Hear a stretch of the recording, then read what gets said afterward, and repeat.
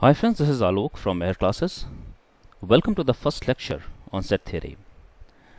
This section will focus on the basics and different terminologies used in set theory. In subsequent videos, we shall cover how to perform certain operations related to set theory. Now let's define a set. A set is a well-defined collection of objects. By well-defined, we mean that it is precise and holds true in every situation, like colors of a rainbow, vowels in English alphabet, or capital cities in India. The number of colors in a rainbow cannot exceed 7 and cannot be out of the Vibgyor configuration. So, they form a well-defined set of rainbow colors. Similarly, in English alphabet, there can only be 5 vowels, that's A, E, I, O and U, and they form a set of vowels. In set theory, we have loads of interesting terminologies that we will cover as we move forward. Believe me, set theory is simple but equally important for higher mathematics.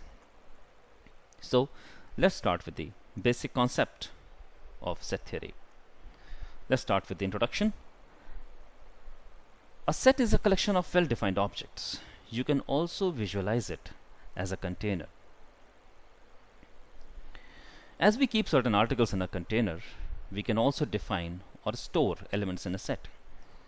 For example, colors of a rainbow, vowels in English alphabet, or capital cities of different states in India. Now let's talk about certain terminologies that are used in set theory. Mathematics is known to exercise its own set of terminologies, so as set theory. We have different sections of mathematics like algebra, trigonometry, calculus, coordinate, etc., where some Greek symbols are used as notations. In the same way, set theory also uses some notations. Let's talk about those notations first. The most commonly used symbols and terms in set theory are epsilon.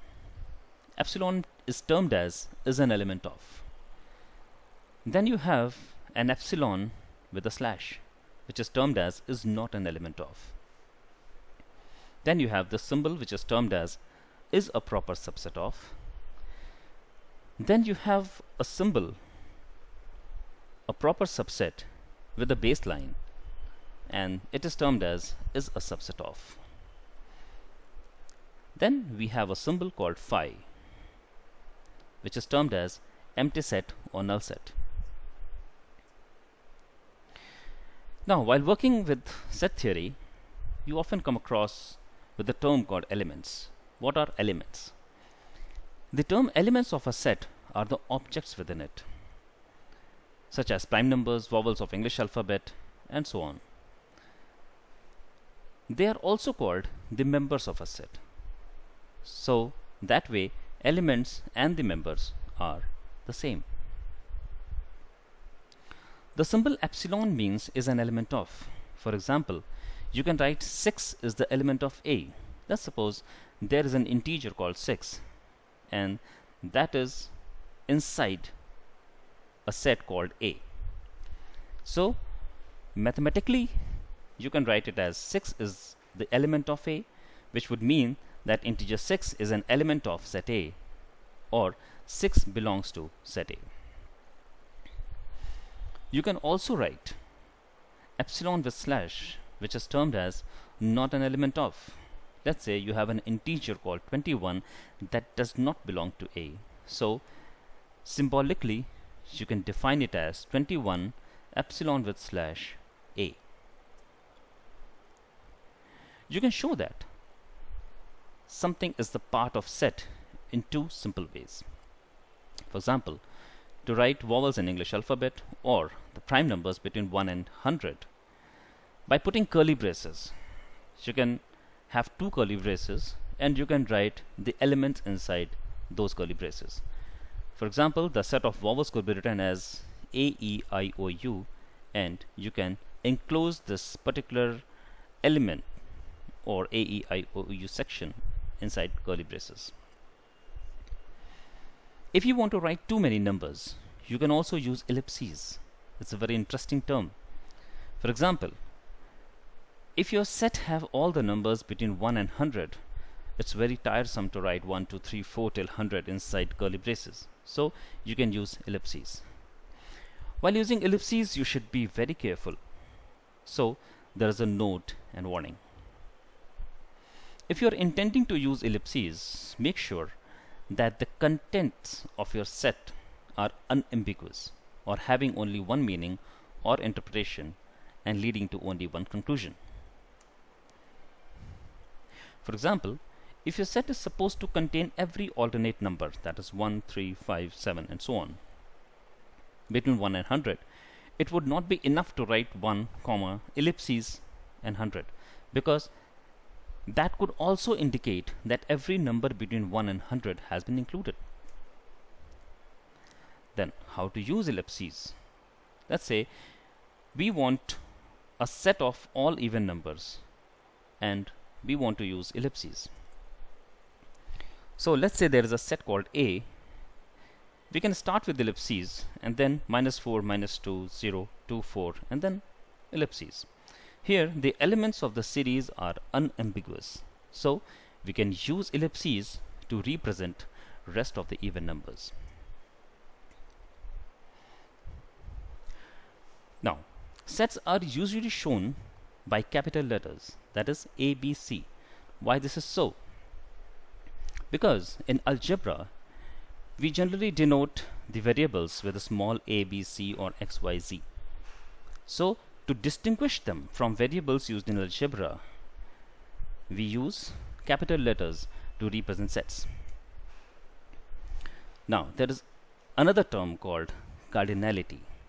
The cardinality of a set is the number of elements a set contains.